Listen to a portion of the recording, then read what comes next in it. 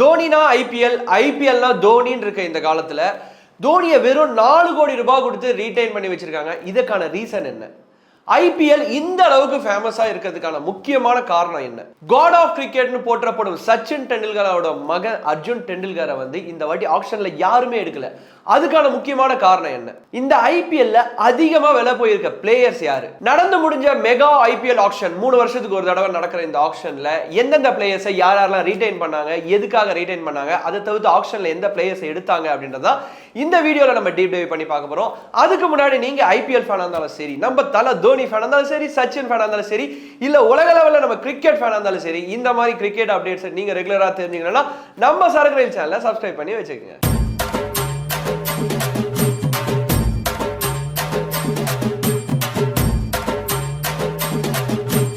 So வந்து the most expected mega action அப்படின்றது வந்து ஒரு 3 வருஷத்துக்கு ஒரு தடவை நடக்கிற ஒரு ஷஃப்லிங் ஆஃப் டீம் இல்லை ஷஃப்லிங் ஆஃப் பிளேயர்ஸ் அப்படின்னு சொல்லக்கூடிய ஒரு மிகப்பெரிய எப்படி சொல்றது அந்த டீமோட ஸ்ட்ரென்த் இல்லை கோரியை மாற்றக்கூடிய அளவுக்கு ஒரு ஆக்ஷன் தான் வந்து மெகா ஆக்ஷன். இதுக்கு நடுவில் வந்து இந்த 3 இயர்ஸ்க்கு நடுவில் நிறைய குட்டி குட்டி ஆக்ஷன்லாம் நடக்கும்.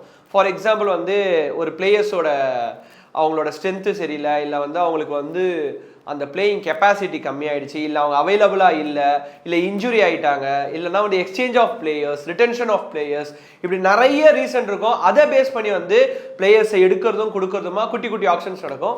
பட் இந்த மெகா ஆக்ஷன் அப்படின்றது வந்து ஒரு 5 பிளேயர்ஸ், அதுவும் வந்து ரீசெண்டாக தான் டிசைட் பண்ணாங்க. எக்ஸாக்டாக ஒரு 3-7 பிளேயர்ஸ் வரைக்கும் ஆல்ரெடி விளையாடின டீம்ல இருக்கவங்களே வந்து ரீடைன் பண்ணிக்கலாம். ஸோ அதுக்கான ரூல்ஸும் வந்து ரீசெண்டாக தான் பிசிசிஐ எடுத்துட்டு வந்தாங்க.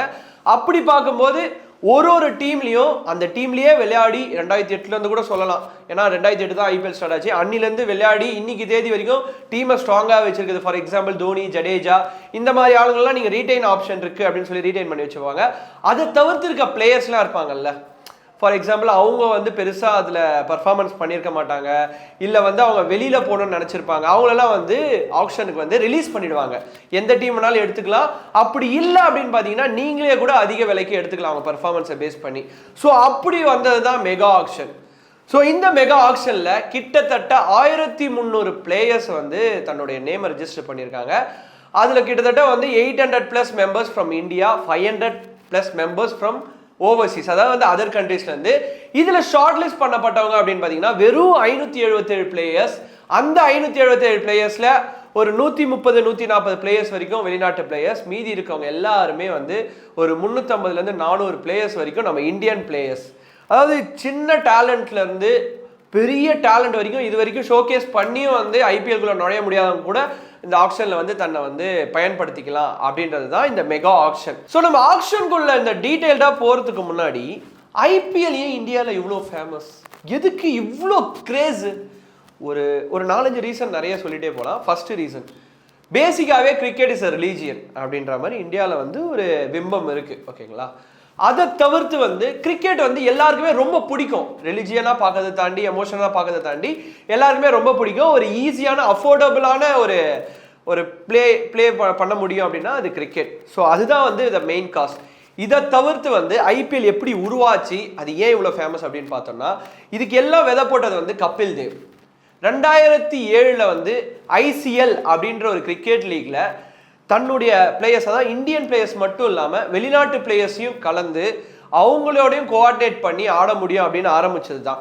அதில் இந்தியா 11, பங்களாதேஷ் 11, பாகிஸ்தான் 11 அப்படின்னு சொல்லிட்டு ஒரு 4 ஏஷியன் கண்ட்ரிஸ் வந்து அவங்கவுங்க பிளேயர்ஸை வந்து கம்பைன் பண்ணி ஆட வச்சாங்க. ஸோ அது வந்து நல்லா ஃபேமஸ் ஆச்சு. நம்ம இந்தியன் பிளேயர்ஸ் நிறைய பேர் கூட இல்லை, அதில் போயிட்டு வாலண்டியராக ஆடலாமே, நல்லா இருக்கே, நம்ம அப்பார்ட் ஃப்ரம் இன்டர்நேஷ்னல் கிரிக்கெட் நம்மளுக்கு நிறைய எக்ஸ்போஷர் கிடைக்கும் நிறைய பிளேயர்ஸை பற்றி அப்படின்னு சொல்லி ஒரு ஐடியாலஜி கிரியேட் பண்ண ஒரு மிகப்பெரிய மெம்பர் ஆஃப் கிரிக்கெட், இல்லை வந்து இந்த 1983 world cup winner Kapil Dev அவர்கள் தான். இது எல்லாத்துக்குமே விதை போட்ட ஒருத்தர். பட் என்ன ஆச்சு, ஐசிஎலுக்கு என்ன ஆச்சு?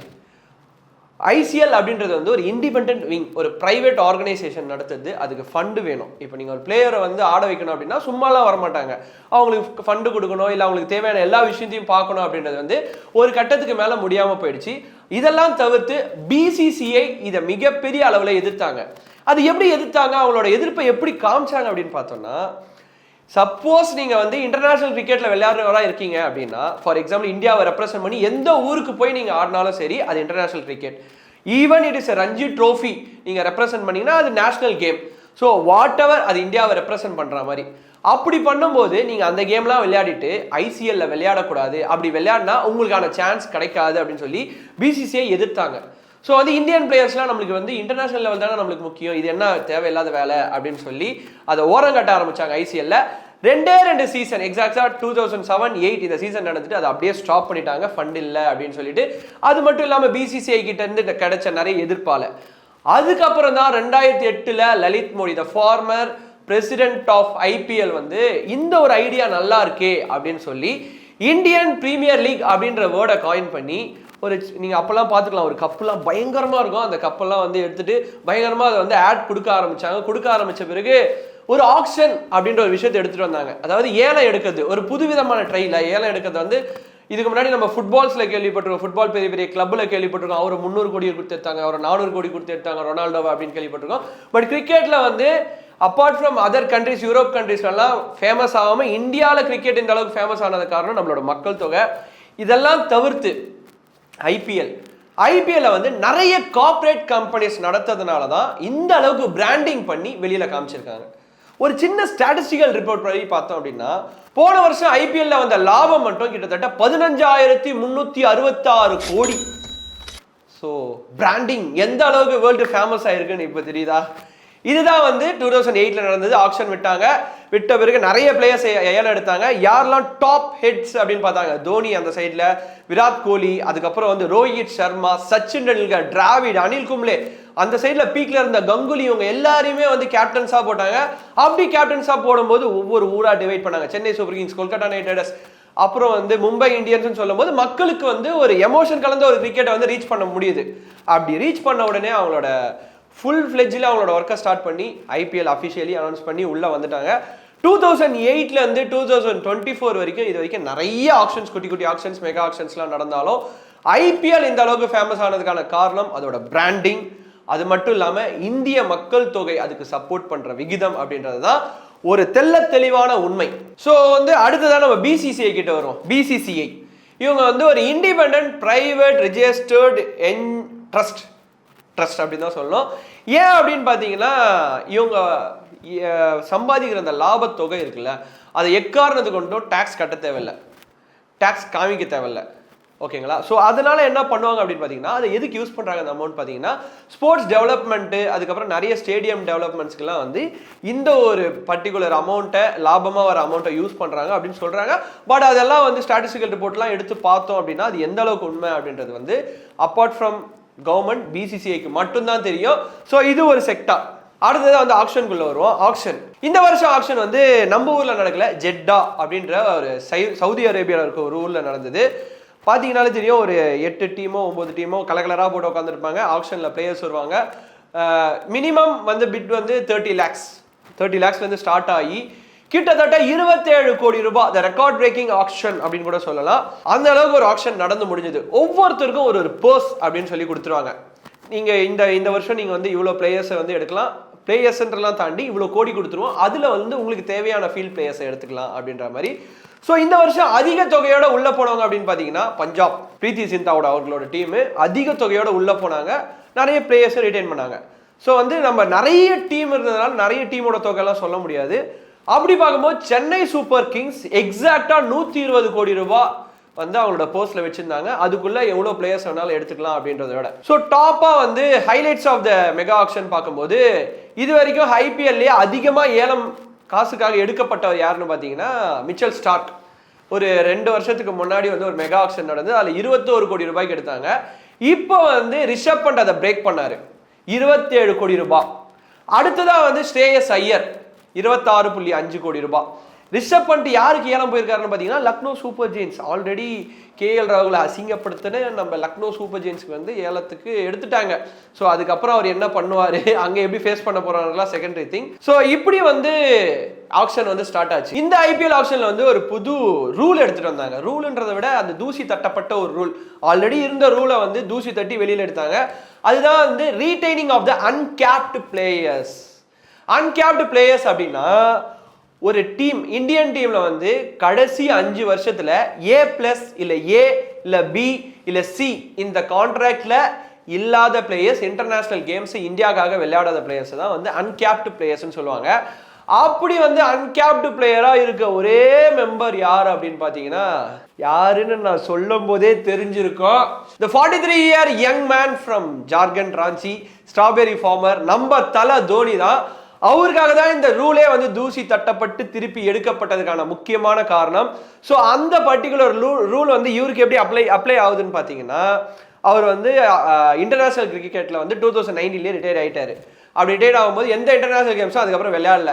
அப்படி இருக்கும்போது ஐபிஎல் ஆப்ஷனுக்குள்ள வராரு அப்படின்னா, அவரை ரீடைன் பண்றதுக்கான முக்கியமான ரீசன் என்னவா இருக்கும்னா, ஏதாவது ரூல்ல அப்ளிகபிள் பண்ணணும். அவர் பிசிசிஐக்கே தெரியும், தோனினா ஐபிஎல் அந்த பிராண்டிங் இருந்தா மட்டும்தான் வேர்ல்டு லெவல்ல போய் ரீச் ஆக முடியுன்றதுக்காக இந்த ஒரு ரூலையே திருப்பி எடுத்துட்டு வந்துட்டாங்க.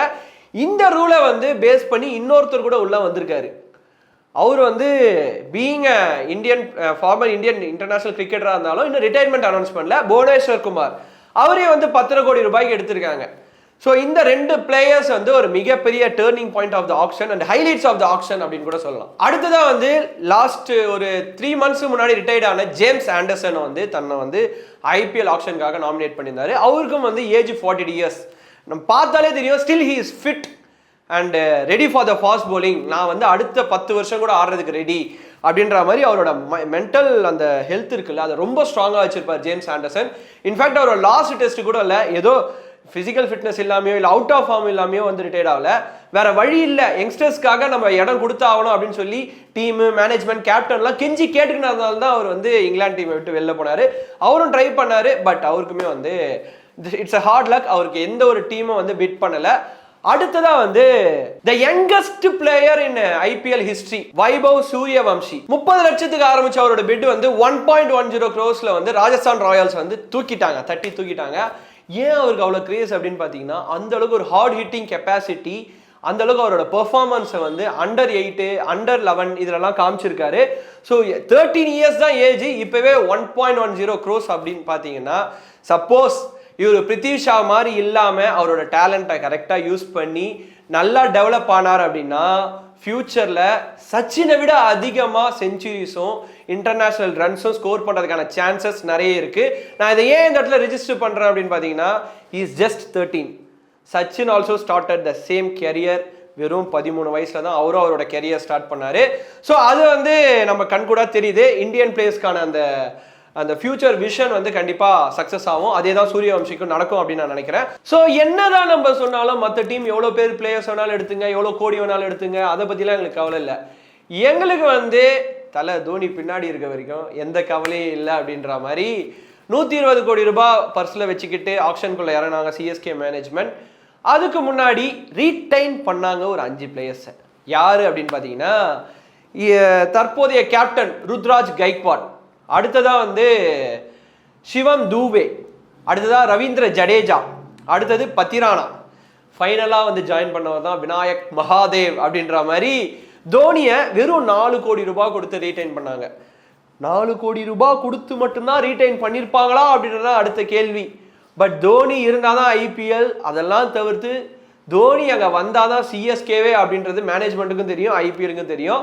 ஸோ வந்து தோனி வராரு அப்படின்னு கன்ஃபார்ம் ஆன பிறகு நம்ம சிஎஸ்கே ரசிகர்களுக்கு கொண்டாட்டம்லாம் தாண்டி அது போதும், மற்ற டீம் மெகா ஆக்ஷன் நடத்தினா என்ன, நாங்கள் கப்பு ஆல்ரெடி நாங்கள் 5 கப்பு ஜெயிச்சாச்சு, இதுக்கு மேற்பட்டு கப்பு ஜெயிக்கலனா கூட கவலை இல்லை அப்படின்ற ஒரு கெத்து இருக்குல்ல, இந்த எல்லோ சொக்கா போடும்போது எனக்கும் அந்த கெத்து இருந்தது. ஸோ அப்படி வந்து மெகா ஆக்ஷனில் 10 வருஷத்துக்கு முன்னாடி விட்ட ஒருத்தரை பிடிச்சாங்க. யார் அப்படின்னு பார்த்தீங்கன்னா, நம்ம ரவிச்சந்திர அஸ்வின். கிட்டத்தட்ட ஒரு 10 வருஷத்துக்கு முன்னாடி ஆக்ஷனில் வந்து வெளியில் போனார். அதை ரீடைன் பண்ணணும்னு நினச்சாங்க, பண்ண முடியாமல் அப்படி இப்படின்னு போய் கடைசியாக 10 கோடி ரூபாய்க்கு வந்து அவரை இந்த வருஷம் தட்டி தூக்கிட்டாங்க நம்ம சிஎஸ்கே மேனேஜ்மெண்ட்.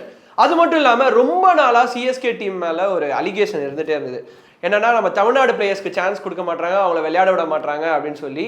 பட் இன்ஃபேக்ட் அது ஒரு சைடில் உண்மையாக இருந்தாலும், பட் இந்த வாட்டி அதை வந்து ஏதோ ஒரு இடத்துல விஜய் சங்கரை எடுத்திருக்காங்க, அப்புறம் அஸ்வினை ரீடைன் பண்ணியிருக்காங்க.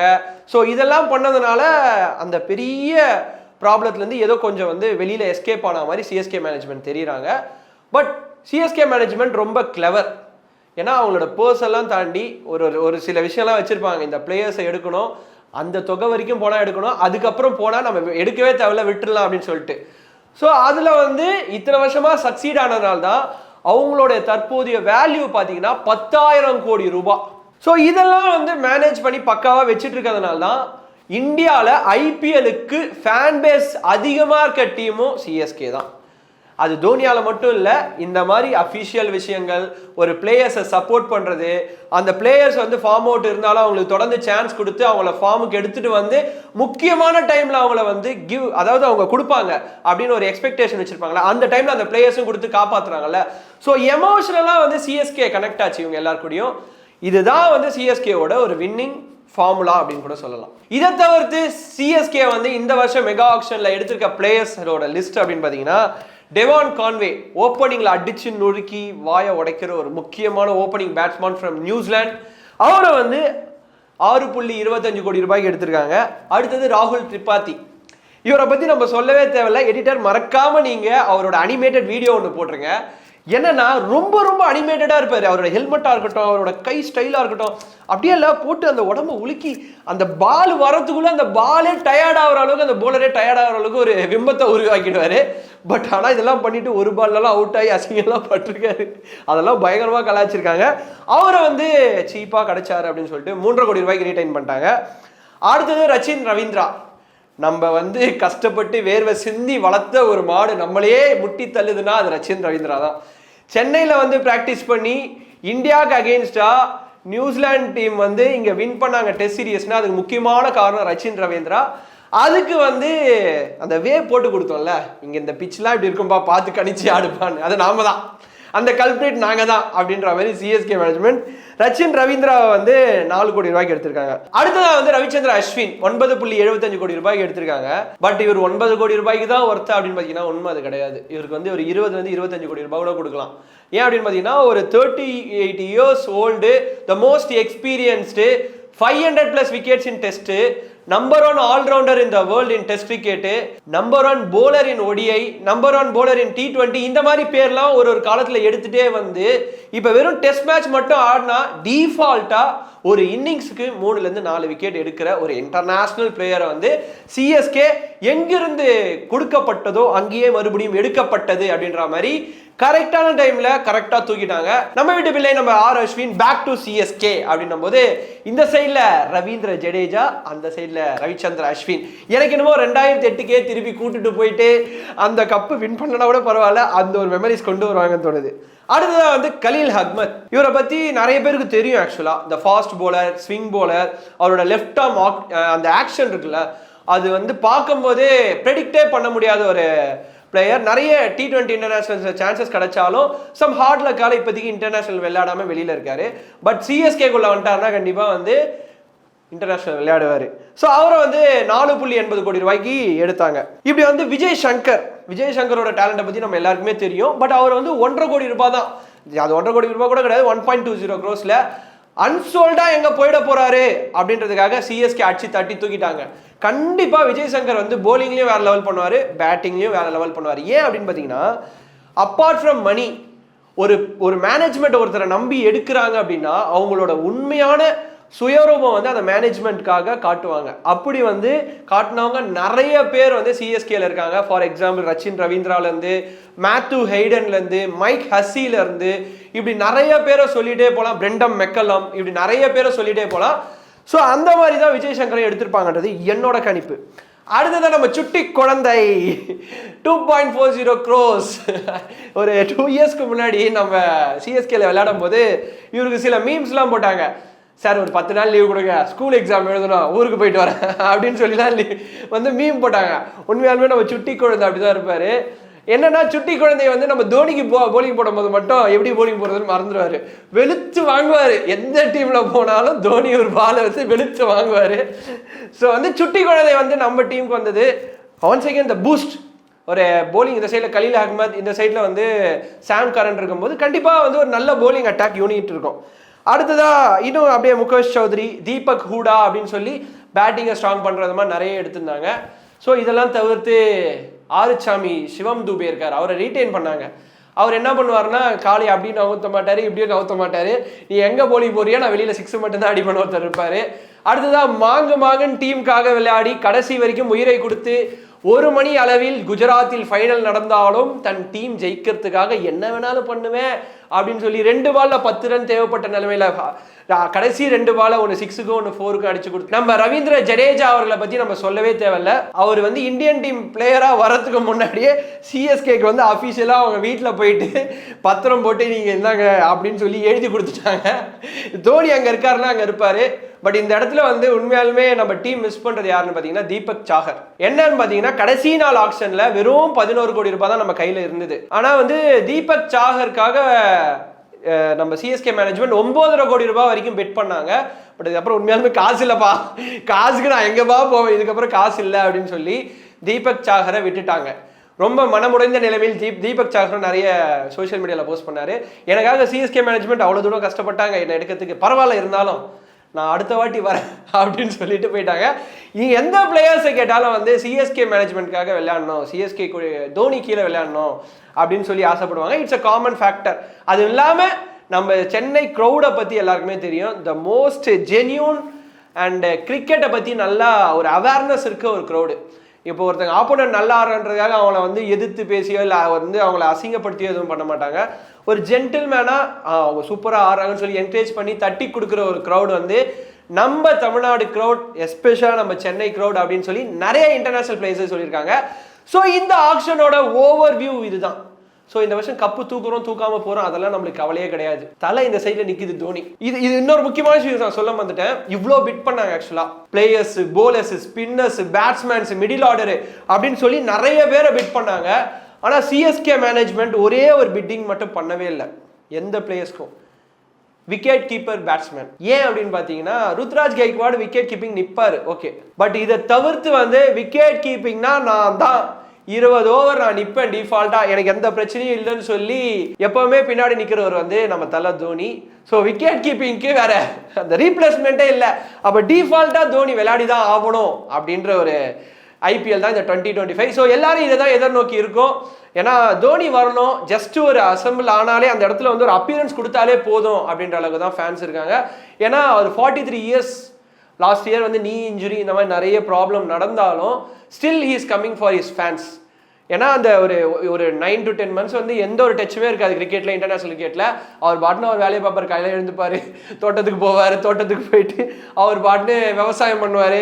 அந்த ஒரு போஸ்ட் கூட போட மாட்டார். அதுதான் இந்த மனுஷங்கிட்ட இருக்க கெட்ட வழக்கமே. அவங்க ஒய்ஃபு போஸ்ட் போடுவாங்களே தவிர அவர் போஸ்டே போட மாட்டார், நான் இங்கே இருக்கேன்னு கூட காமிச்சிக்க மாட்டார். ஸோ அந்த மாதிரி மனுஷனை ஒரு வருஷத்துக்கு ஒரு தடவை பார்த்து நம்ம வந்து நம்மளோட அந்த எனர்ஜியெல்லாம் பூஸ்ட் அப் பண்ணனா அது வேலைக்கே ஆகாது. ஸோ எக்ஸ்பெக்டிங் த பிக், அதுதான் நம்ம தோனி. இதுதான் நம்ம ஐபிஎல் ஆக்ஷன் 2024, அதாவது 2025 நடக்க போகிற அந்த ஐபிஎல்கான பிளேயர்ஸ் ரிட்டென்ஷன் ஆக்ஷன். ஸோ உங்கள் ஆஸ்பெக்டில் வந்து சென்னை இந்த பிளேயர்ஸ்லாம் ரீடைன் பண்ணியிருக்கலாம், இவங்களெல்லாம் தவிர்த்து இந்த பிளேயர்ஸை ரீடைன் பண்ணிடலாம் அப்படின்னு நீங்கள் நினைக்கிற பிளேயர்ஸை கமெண்ட் செக்ஷனில் மென்ஷன் பண்ணுங்கள். அதை தவிர்த்து இந்த பிளேயர்ஸ்லாம் தேவையில்லாமல் எடுத்துட்டாங்க, இவங்கெல்லாம் யூஸே பண்ண போதில்ல அப்படின்னு நீங்கள் நினைக்கிற பிளேயர்ஸையும் வந்து கமெண்ட் செக்ஷனில் மென்ஷன் பண்ணுங்கள். ஸோ இதெல்லாம் தவிர்த்து ஒரு முக்கியமான விஷயம் என்ன அப்படின்னு பார்த்தீங்கன்னா இந்த வருஷம் நம்ம கப்பை தட்டி தூக்கமா மாட்டோமா அப்படின்றதையும் மறக்காம கமெண்ட் செக்ஷனில் மென்ஷன் பண்ணுங்க. இது மட்டும் இல்லாமல் நீங்கள் தோனி ஃபேனாக இருந்தாலும் சரி, நம்ம சச்சின் அவர்களோட ஃபேனாக இருந்தாலும் சரி, ரோஹித் சர்மா ஃபேனாக இருந்தாலும் சரி, விகே ஃபேனாக இருந்தாலும் சரி, யார் ஃபேனாக இருந்தாலும் சரி, நீங்கள் கிரிக்கெட் ஃபேனாக இருந்தாலும் சரி, இந்த மாதிரி கிரிக்கெட் அப்டேட்ஸை ரெகுலராக நீங்கள் தெரிஞ்சுக்கணும்னு நினச்சிங்கன்னா நம்ம சரகுவேல் சேனலை சப்ஸ்கிரைப் பண்ணி வச்சுங்க. This Vijay Karthik signing off. Tata, bye, see you. Have a beautiful IPL ahead.